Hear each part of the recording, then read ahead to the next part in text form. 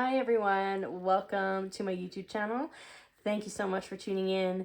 So today I'm going to make a quick little message for my younger self that may need to hear this, because I know I needed to hear this, and sometimes I find even to this day I need to hear it once in a while because I forget about it. And Spirit has been very loud about this lately, so much so that it has caught my attention.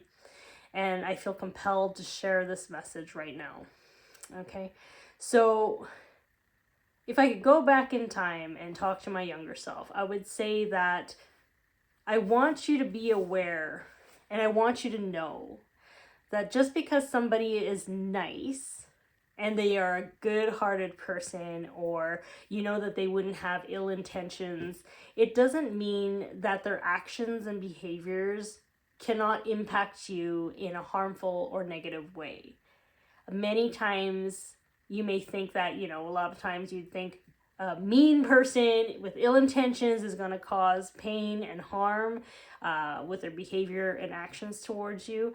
But Spirit and me with life experience, I want to say that's not the case. A lot of times the people that we love and the people that we care about make choices or behave in ways that can cause an impact in our lives in a negative way, even if they don't mean to.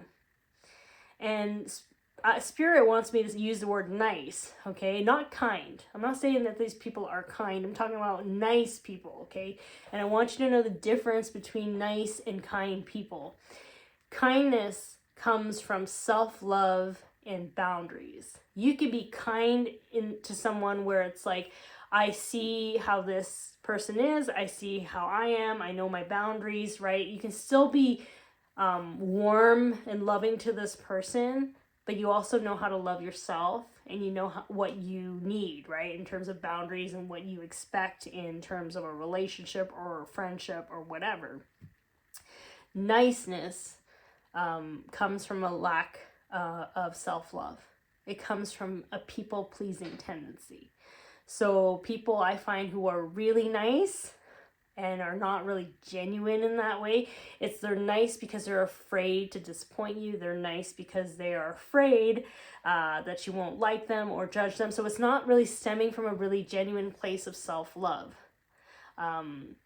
So it's really important to know the difference between nice and kind, because this message is really directed to people who are nice, that do things that can harm you.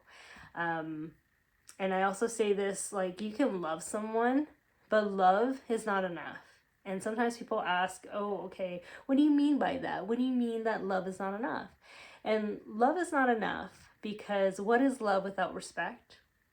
What is love without understanding, compassion, empathy, consideration, and just, an appreciation for the other person?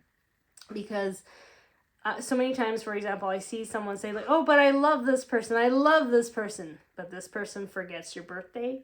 They don't buy you anything, they don't take you out, they don't even pay attention to your love languages, they don't even bother thinking about you, they don't think about you as anything.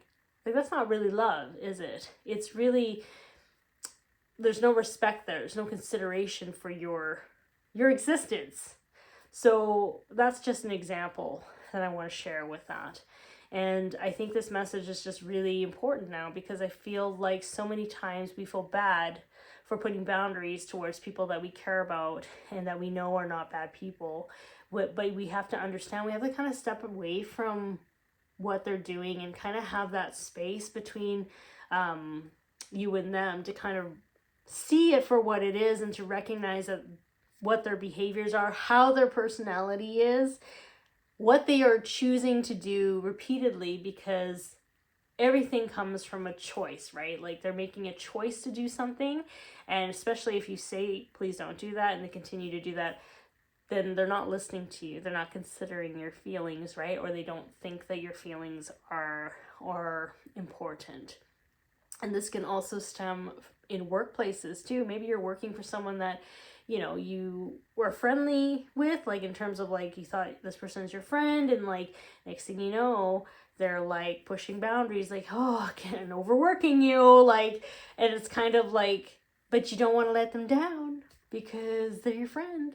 And, you know, the more that I think about it and the more that I want to share this message, it's recognizing that you need to love yourself. In instances like that, be aware that good people can still be hurtful, and that you need to know when to walk away, when to put boundaries, and when to just limit how much access you have from that person to you. And you have to know what works for you and what doesn't. And that comes from taking time to self-reflect and understand why you may be choosing that pattern to be around someone like that, or tolerating that type of behavior.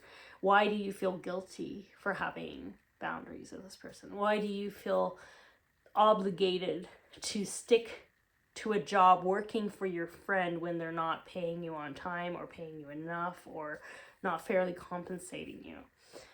Same thing with relationships. Why is it that you're okay with not being considered in a romantic partnership or friendship? These are questions that I implore you, is that the word, to think about and to kind of marinate in, because I feel like this is going to assist you in really defining who you are in this world, and where you want to go, the types of people you want to be around, what you expect for yourself and from others, because it's self-love.